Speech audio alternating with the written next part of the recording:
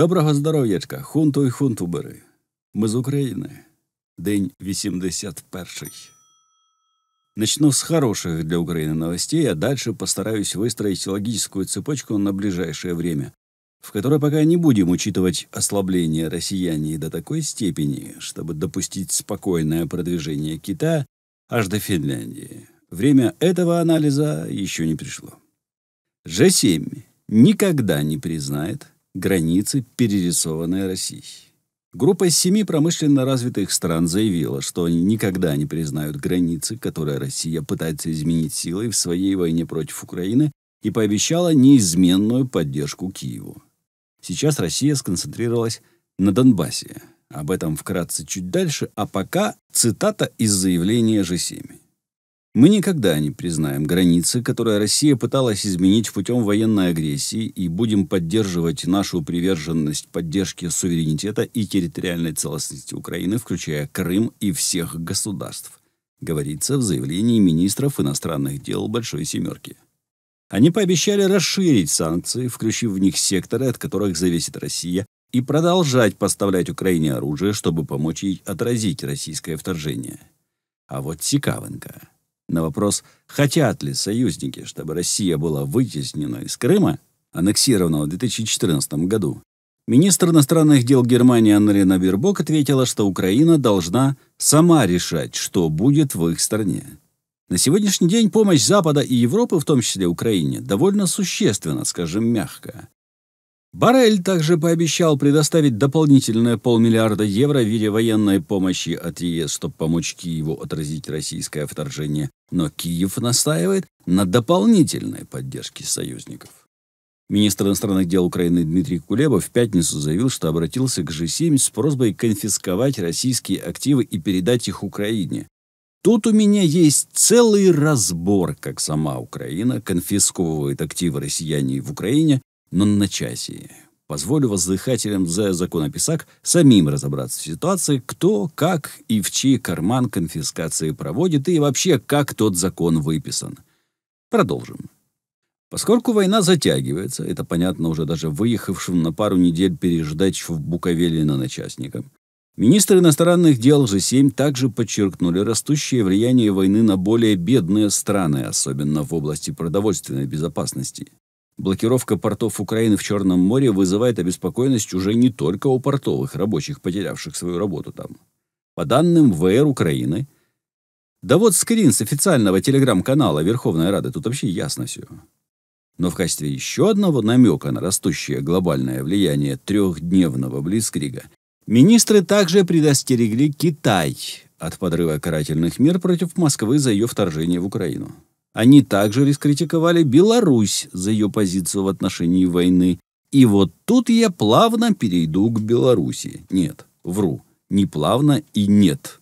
К Белоруссии. Белорусы далеко не все к этому причастны, но пока ребята так. Так вот. Прежде нужно очертить ситуацию. Вот БМПТ «Терминатор», уже переброшенный в Украину. Похоже, у россиянских оккупантов с новой техникой вправду все настолько плохо, что они отправили в Украину уникальный БМПТ, являющийся в ВС РФ штучным продуктом. По приблизительным оценкам, у РФ не более 20 единиц терминаторов. И вот они уже здесь. Зачем же несокрушимая и легендарная вводит в бой последнее, что у нее есть из еще не загреленного? Да чтобы закрепиться в рубежах Луганской и Донецкой областей, и на том временно успокоить своих внутренних лоптеносцев долгожданной и выстраданной победой. Но тут есть проблемка. ЗСУ. ЗСУ никак не позволяют соединить дряхлый кулак неоплаканных, это временно, уверяю, героев россияне на этом участке.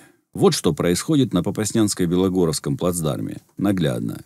Не надо быть великим стратегом, чтобы понять, что иначе, чем на этой схеме, действия россиянцев сложно объяснить в этом районе. То есть ЗСУ надо оттуда чем-то отвлечь. И вот, прошлой ночью с территории РФ была обстреляна Сумщина.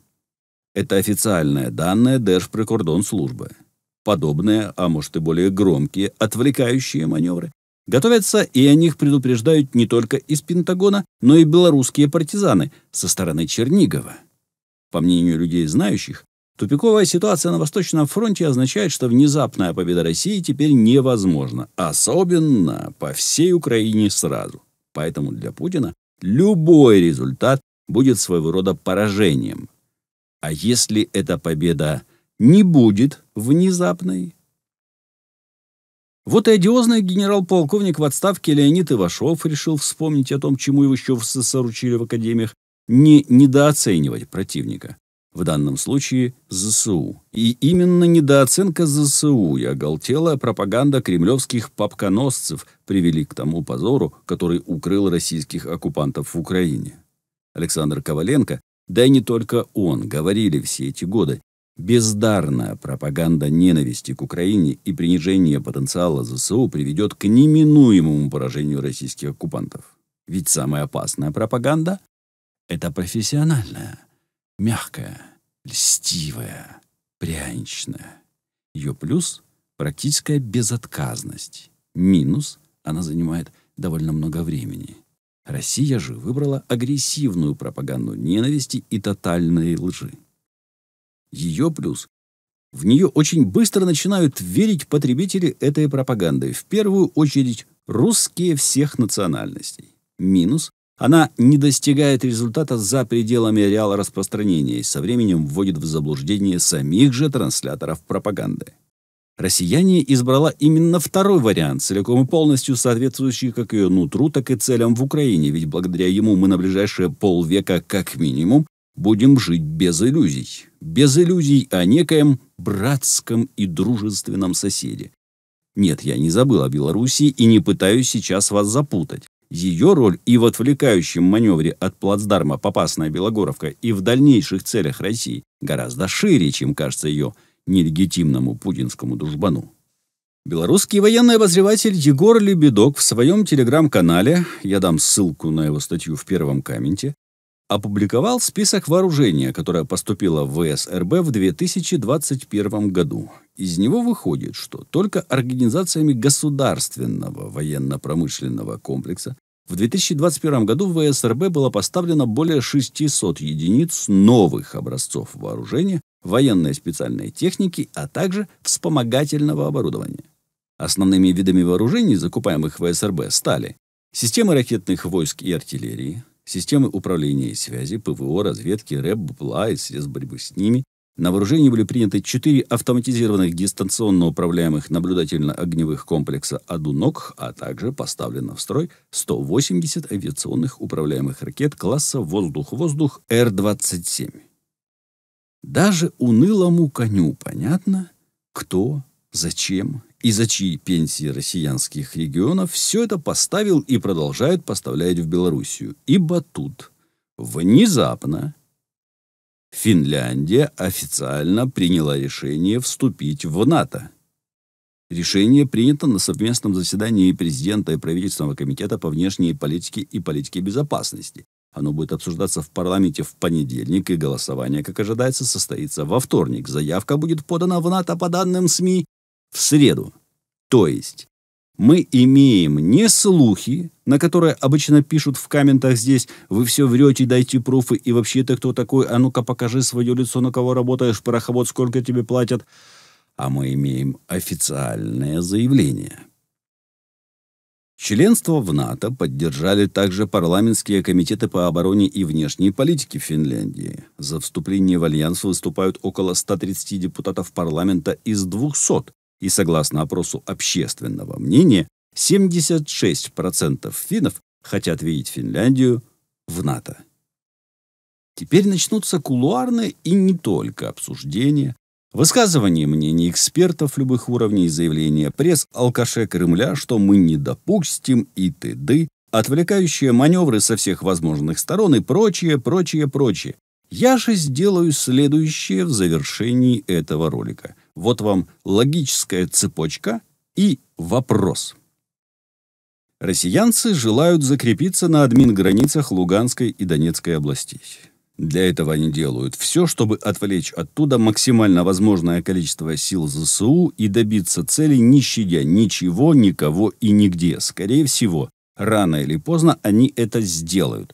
Им не нужен Донбасс. Там выжженная земля давно. Вот церковь в Северодонецке, которую они уничтожили.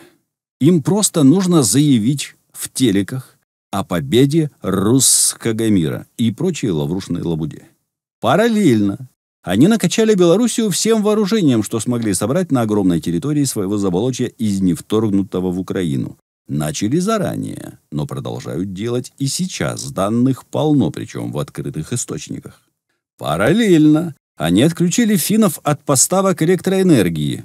Уже не произошло ровным счетом ничего, кроме крупного выброса сероводорода из Кремля башен. От захвата Одессы они пока воздержатся, нет смысла. Десант наш отобьют, по суше им не продвинуться по той же причине. А порты и так уже заблокированы, то есть Черное море, по данным на сейчас, является фактически россиянским и полностью ими контролируется. Не потеряли последовательность событий еще? Тогда вопрос. Куда ударит Россия сразу после того, как окончательно закрепится за Северским Донцом, окопается, передислоцируется и постарается избежать дефолта? Вопрос не праздный, потому что именно ответ на него объяснит многим не только заявление множества политиков о том, что война в Украине надолго, но и многие дальнейшие шаги этих политиков, сделанные буквально в течение следующего месяца-двох. Слава Україні! Бережіть себе, ставте вподобайки та ставайте донаторами Пенса. Тицяйте в червону пімпочку внизу під роликом, щоб стали сіренькою, а потім тицяйте дзвоник поруч. За можливості підтримати канал фінансово, надсилайте донати з будь-якої картки і валюти світу. Частину всього прибутку від каналу Пенс направить на перемогу. Тож перегляд, донат, репост і коментар – це ваш внесок у перемогу України.